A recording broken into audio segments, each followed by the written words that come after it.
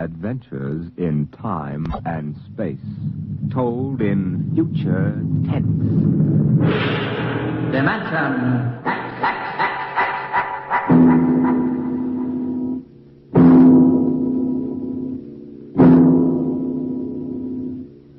What you will hear transcribed in the next half hour represents either a magnificent hoax or the true explanation of the famous Grimshaw Sanitarium scandal, which made the headlines back in 1947. The manuscript upon which this account is based was removed by the New York State Police from a fountain pen cover found in the doorway to Dr. Grimshaw's study. We offer this manuscript as evidence only. Whether it is authentic or not, you must judge for yourself.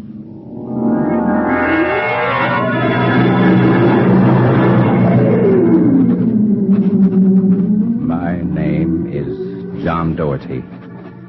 I'm a graduate of Hamilton College, class of 34, member of Theta Alpha. I'm one of those fools who wanted some excitement in life. So instead of going into my father's shoe business, I became a private detective. These are facts. You can check them if you like. The rest of what I write here is so fantastic that I don't expect it to be believed. If anyone should find this manuscript and read it, all I ask is that you notify Miss Millicent Armbruster of 299 Wallace Avenue, Buffalo, that Johnny Doherty is dead. On the evening of July 1st, Miss Armbruster and I were driving to a wedding. Not our own, though I wish it had been. It was Sunday, and in order to avoid traffic, I took the old mill road, single-lane dirt affair that runs past the Gowanda Cemetery. Hey, Johnny, aren't you going too fast? Not for this road. There isn't a thing around except some tombstones. Johnny, to the gate of the cemetery. What about it? That hearse. I don't see any... Hey, Johnny, look out! Hey. Look out!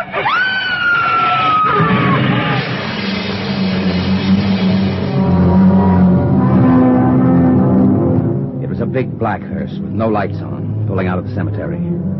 Lucky I had good brakes. We skidded for about 20 feet and slammed into the back of the hearse. The two rear doors buckled and snapped open. It was a freak. A huge oak coffin with brass handles tipped up and began slowly to slide back toward us. Oh, Johnny, look. The coffin, it's sliding out. Holy mackerel. Oh, how horrible. You stay right here, honey. I'll help the driver with that thing. Hey, you okay, Mac? You don't pay much attention to speed limits, do you, Jack? Now, look, let's not get hung up on who was right and who was wrong. I was going too fast, and you were traveling without lights after dark. Main thing is, nobody's hurt and no damage done, except for that coffin. And I don't suppose the occupant minds too much. Let's see the driver's license and registration. Right here. John Doherty. Oh, a private eye, huh? You listen to the radio too much, Junior. Now, if you don't mind, who does this joy wagon belong to? Gowanda Funeral Service. It's being rented to Grimshaw. Who? Grimshaw from the private sanatorium. Do you mind if I ask what you were doing after dark, coming out of a cemetery with a wooden kimono? We're moving one of Grimshaw's patients to a new grave. Uh-huh. Do they always travel like this? Now, look, Hawkshaw, how about skipping the third degree and giving me a hand getting the box back in the wagon, huh? A pleasure. Better screw on the cover again. It's going to slide off. Let's get it in the hearse first. Okay, Junior. You get on that end. Ready? Lift. Just slide it. Brother, who's in there, King Kong? Look out for the cover. Hey. I told you that'd happen. Hey, what's the guy's name, Junior? Why don't you ask him? Real wise guy, huh? I've got half a mind to report this accident.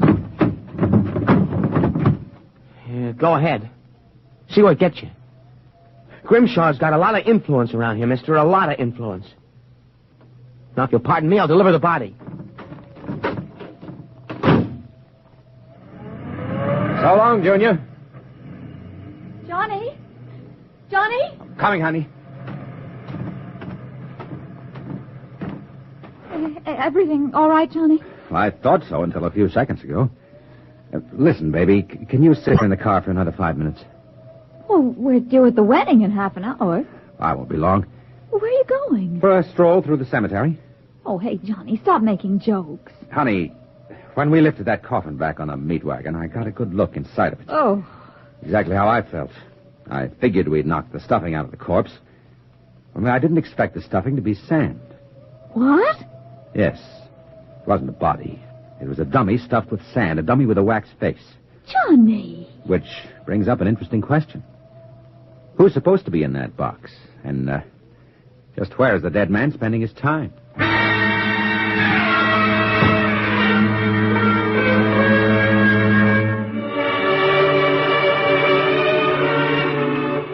Sometimes in my business, when things drop off, you have to go out and dig up new clients. Well, my next case was a gentleman named Harlan Ward, Sr., the wealthy automobile manufacturer. I had gotten his name off his son's tombstone. Are you trying to tell me, Dorothy, that my son Harlan was never buried at Gowanda Cemetery? Exactly, Mr. Ward. Why?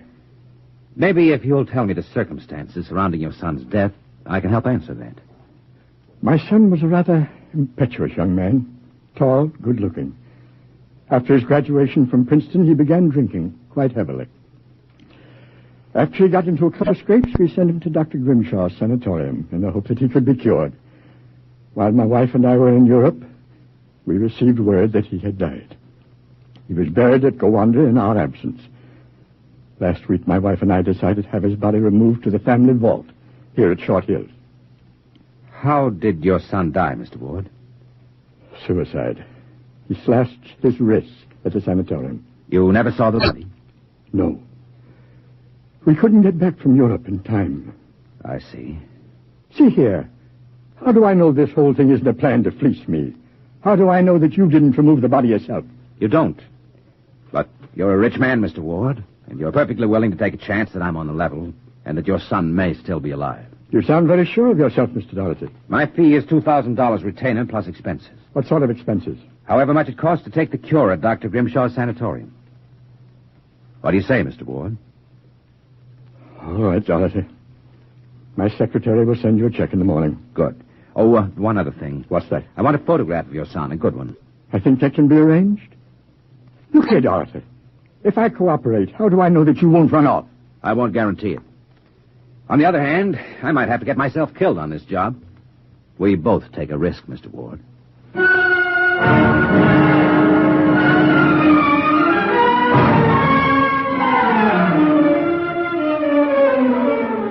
Dr. Grimshaw's sanatorium was just outside Gowanda, and it was strictly for the 400 at $60 a day. Most of the cases were nervous and alcoholics. I committed myself as a dipso, and just to make it convincing, I stopped at 5 or 6 bars on the way over. I was interviewed by Grimshaw himself, a small man with a fringe of white hair. He seemed on the level. And yet, there was something just the slightest bit phony about the whole deal. You understand, Mr. Doherty? That's not my real name, of course. Social reasons. We understand. Our paid clientele is very select. Our rates are rather high. You'll be paid in cash and in advance, Dr. Grimshaw. You will find us most sympathetic. How long does a cure usually take, Doctor? That, of course, depends on the degree of alcoholism. This is my assistant, Dr. Boynow. How do you do? How do you do? We are accepting Mr. Doherty as a patient. We'd better place him in the ward with Mr. Kay and Mr. Crakey. Mr. Kay is a long-term patient, Mr. Doherty. Highly intelligent man, formerly a professor of plant pathology. Mr. Crakey suffers mild delusions. I think you'll find him rather amusing.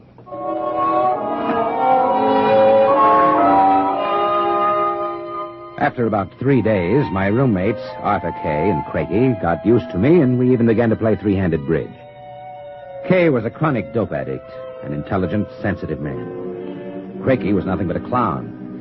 He kept a big black cat named the Professor, which he talked to as if it were human. And so I said to her, my dear Countess, if you don't like the company of my cat, then you don't like me. She looked at me as if I were insane, but of course the joke was on her because I was. Eh, Professor? You'll have to forgive Count Crakey, Mr. Doherty. When you've been here as long as I have, you'll get used to him. Do you like cats, Mr. Doherty? I do hope you like cats, since we are to have adjoining rooms. The Professor is very sociable and excellent company. Except when he kills birds and deposits them in your bed. He's nothing but a feline murderer, as far as I'm concerned. See? You have insulted him. Come here, Professor. Let's make friends. How about giving me your paw? Hey, scratch me, you black devil. You insulted him. You hurt his feelings. Well, keep him away from me. It will be a pleasure. I would advise you not to insult him again. Count Crakey is not altogether without influence here, as Mr. Kay will inform you. Good afternoon. And evening. Is he always as nuts as that? Ever since I've been here. Why did they let him keep that black Satan? I don't know. I suppose Grimshaw wants to pepper him. He's been here since they opened the place, I understand. Spends about 3 hours a day getting therapy from Grimshaw. What's his problem? Manic depressive. A little paranoid, too. How long have you been here, Arthur? At Grimshaw's 2 years. I left for a while, but I couldn't stay away from the junk, so I committed myself again. Did you happen to know a patient here named Harlan Ward? Why do you ask that? Did you know him? Oh, I met him socially a few times. I understand he died here. So the newspapers said. I wouldn't know. Suicide, wasn't it? Was it? You're being pretty careful, aren't you? Mr. Doherty, what would you say if I were to tell you that I don't believe Harlan Ward is dead? What makes you so certain? Harlan Ward used to share this room with us. He slept in the same bed you now use. I see. He was an alcoholic. Doing quite well, too, from what I could observe. We all expected him to go home soon. Then one evening he had a violent fight with Crakey. Crakey accused him of snooping at something. Later that night, Grimshaw and Voyner took him out. Where? They take all the special treatment cases to the charity clinic. That small building on the other side of the stone wall. I think they do their surgery cases there. Why did they take him there? I don't know. Confinement, I guess. A few days later, we read about his death. Suicide, they said. Why do you think he's still alive, Arthur? This. About a month ago, I was in the garden next to the wall that separates us from the charity clinic. Suddenly, I thought I heard a sound like a child whimpering. It stopped. A moment later, this note came over the wall, wrapped around a stone. Then I'm certain I heard a blow and a scream, again like a child. What does the note say? Help me, for God's sake. Harlan Ward. I haven't told anyone yet for fear Grimshaw and Voyner might find out. It might just be some insane prank by one of the charity cases. And yet... But why should Dr. Grimshaw want to pretend Harlan Ward is dead? I'm not an oracle, Mr. Doherty. What about this charity clinic? I've always been curious. Grimshaw and Voyner make sure that no patient goes there unsupervised. Many of those who've been taken across like Harlan Ward, I've never seen again. Arthur, how'd you like to have some fun? Like what? Like sneaking out tonight and going over the wall. What do you say? It'd break the monotony a little. I don't know. If there's something fishy going on, it'd be better to find out now, wouldn't it? I suppose there's no real harm in it? Of course not. I'd go alone, but I'll need help scaling that wall. Will you do it? All right. I'll go with you.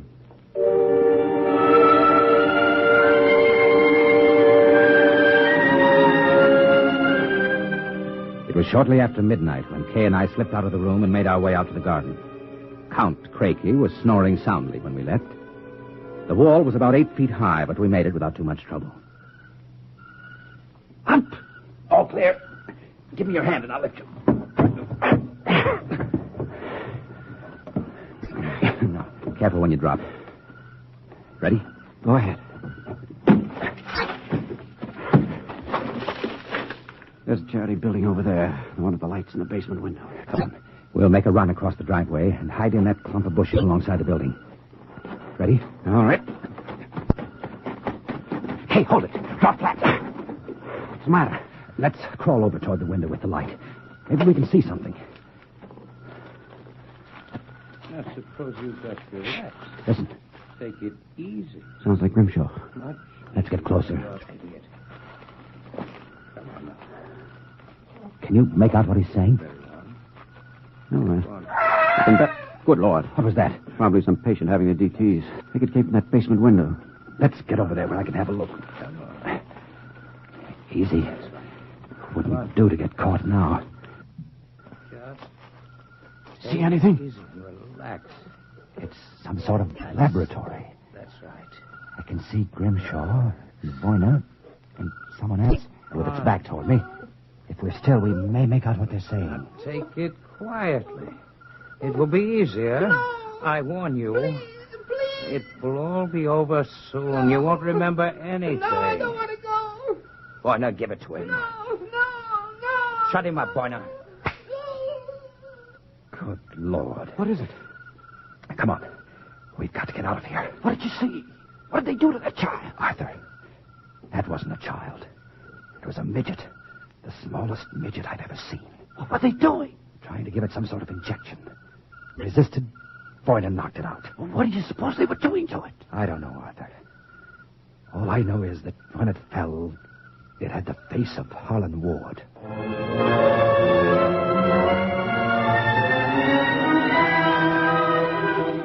All the way back to our room, my brain was working like a pinball machine. Only the score wouldn't add up. The pieces were there all right. A crazy old doctor, a brutal assistant, a private sanatorium, and a midget with a dead man's face. But I couldn't figure it out. I thought that when I got back to our room, I'd have some time to think about it. But I'd forgotten about our friend, the happiness boy, Count Craigie. Ah, so I've caught you. Fine. So you've caught us. Now, how about crawling back into the woodwork like a good little count? Where were you? Mink hunting. Arthur and I like to go mink hunting at night. It's a funny thing, though. The mink weren't running very good. The grunion were running like crazy, though, weren't they, Arthur? Like crazy, Mr. Doherty. You make fun of Count Craigie. You're lying. I shall report you to Dr. Boyne. Better not, if you know what's good for you. So you threaten me. Me, Count Craigie, world champion gymnast and barbell balancer. I shall scream for help. Help! Help! You heard him? Just knocked him out. What do we do now? Put him to bed. Hope that when he wakes up in the morning, he's forgotten the whole thing. And if he hasn't? They won't take him seriously anyway. I don't think Grimshaw would believe him. Besides which, he doesn't know what we actually were doing. Come on, let's get him back into bed.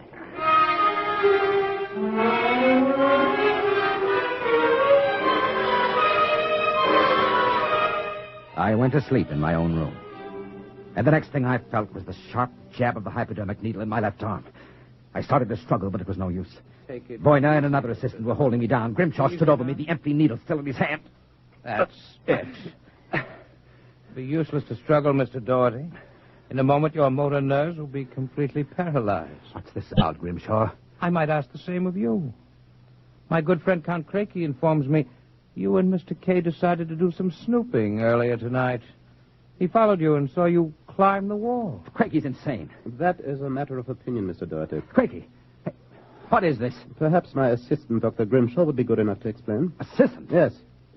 You see, I am the actual head of the Grimshaw Sanatorium. Grimshaw? Count Craigie feigns many delusions, Mr. Doherty, but in this case he's telling the truth. Count Craigie is actually Professor Ernst Hassler. Professor Hassler and I worked together in the Berlin Neurological Institute before the last war. Unfortunately, my political affiliations with the Third Reich were under investigation after the war by the War Crimes Commission. However, Dr. Grimshaw managed to smuggle me into this country where I masquerade as a mental patient. Thus, we are able to continue certain experiments which were interrupted by the American Army. I can imagine the sort of experiments you conducted. You and your friend Mr. Kay will discover their exact nature very shortly, Mr. Doherty. It's a magnificent opportunity to serve science.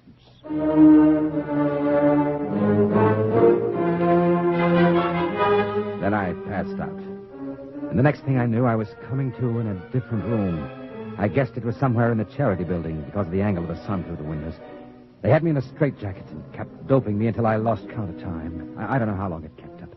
I remember one day being wheeled along a corridor into an operating room and hearing the voices of Boyne, Grimshaw, and Craigie as if from a great distance. Pituitrin. 4 cc's. 4 cc's. How are the measurements? Reducing rapidly. Operate at once. Have Boyne start the anesthesia. All right, Doctor. Commence.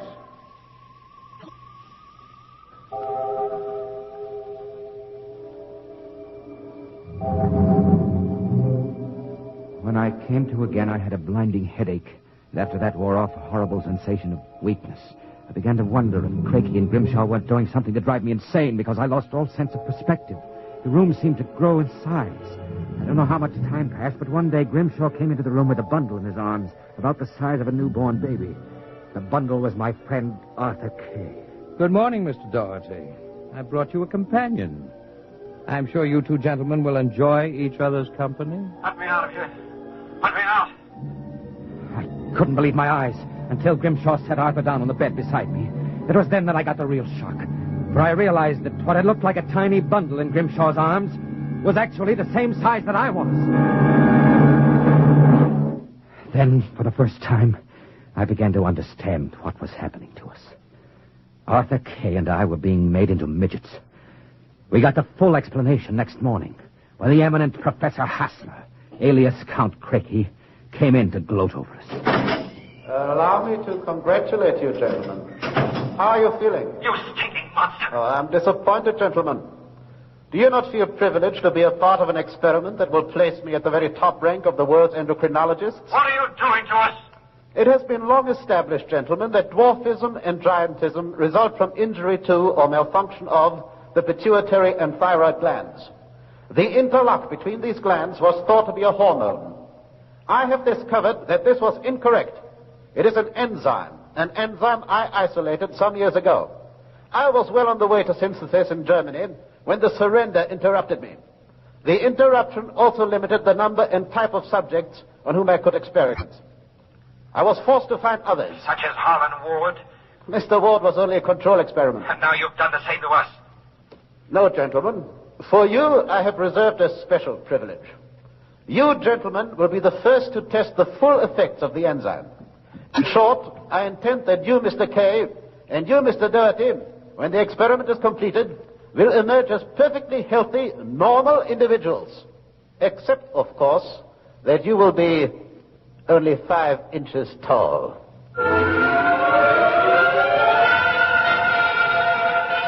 The days and nights that followed were a living nightmare. A nightmare from which Arthur and I awoke for brief periods to find ourselves in a strange new world. A huge, frightening world where everything was enlarged 100 times. When we finally emerged, we found ourselves imprisoned in a tiny mouse cage.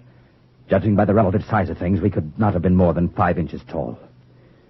Now that our senses cleared, we realized that the experiment was at an end. That from now on it was either escape or be destroyed. Another moment, and I think I'll have this lock worked loose. And if we escape, then what? We'll worry about that after we get out of this mouse cage. Suppose we don't make it. At least you've written the story on a scrap of paper. Someone may find it and read it. Nobody will believe it. Why'd you bother to write it? I don't know. I suppose I want the world to know what happened to me. Does it? Help me push the door open. Now what? First job's getting down to the floor. I think we can make it by sliding down the telephone cord. Are you game? Go ahead. I'm right behind you. Easy now. Look out. That does it. Now if we can figure out a way to get out of the room. That should be... Uh-oh. Listen. Somebody's coming. It must be Crakey. We've got to hide. There in the grate in the fireplace. He'll kill us if he finds us. Shh. Stay quiet. Well, my friends, time for feeding. I trust that you...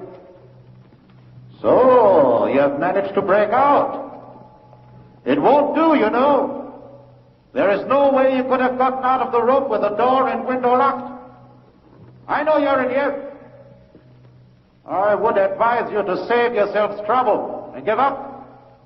No? Perhaps you are in the desk drawer.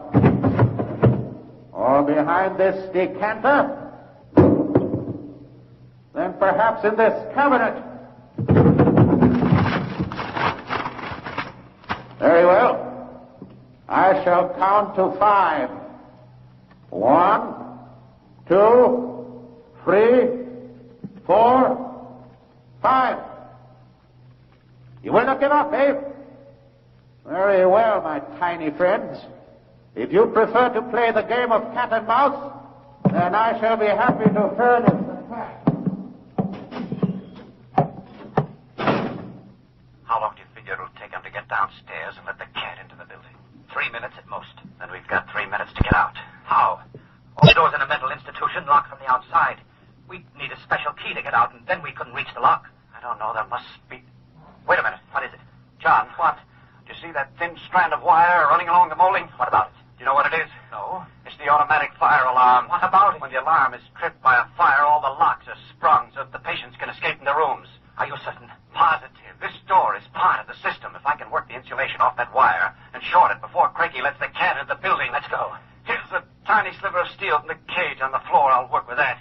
You keep an ear to the door. Go ahead. This insulation is tough as rawhide. How much time is it? Not much. There's stuff here. Let me help. What was that? What? I thought I heard a door slam. Crakey couldn't be back so soon. Hurry up, Arthur, for God's sake. Stand away. I'm going to short it. Ready? Okay. through the door. Come on, we'll make a run for it down the hall. If we can get to the garden, we've got a chance. I smell smoke. The short may have actually started a fire. Come on. Oh, wait a minute. What's up? I have to go back. The manuscript. Don't be a fool. There's no time. Come on. You go ahead. I'll catch up. Hurry up. I'll wait in the hall. Only a second.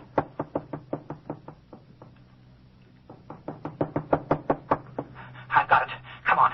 There's nothing to stop us now. Arthur, where are you? Funny. Arthur? Arthur! Arthur, what's happened to you?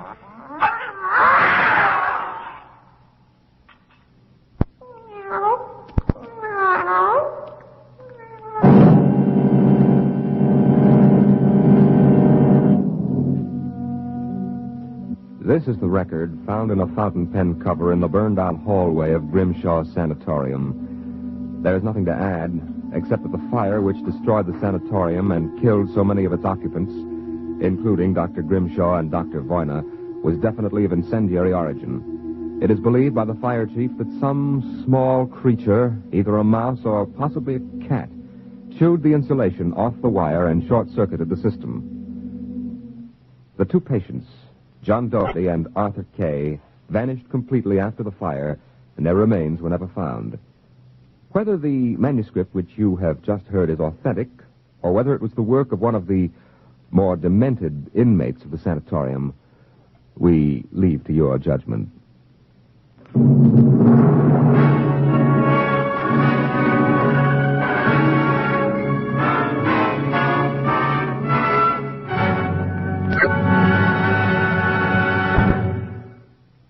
You have just heard another adventure into the unknown world of the future, the world of Dimension X.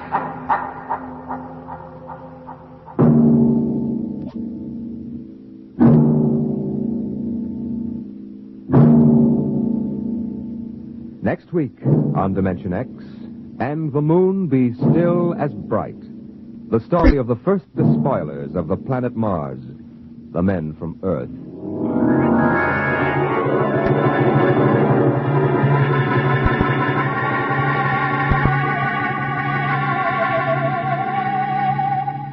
Tonight, Dimension X has transcribed Dr. Grimshaw's Sanatorium, adapted for radio by George Lefferts from an original short story by Fletcher Pratt. Featured in the cast were Carl Weber as John Doherty and Roger DeKoven as Arthur Kay. Your narrator was Norman Rose. Music by Albert Berman. Engineer Bill Chambers. Dimension X is directed by Edward King.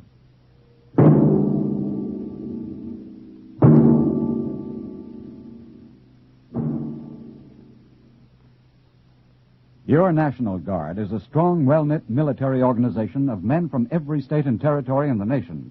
No matter what emergency faces our country, a National Guardsman has insured his future. He's trained to handle himself if the going gets tough. And at the same time, he's learned new skills to help his civilian career. Regular Army and Air Force pay scales apply to every hour of training a Guardsman takes. So, men, if you're over 17, join the National Guard. Keep your guard up. Enjoy Bob Hope and Groucho Marx, coming soon on NBC.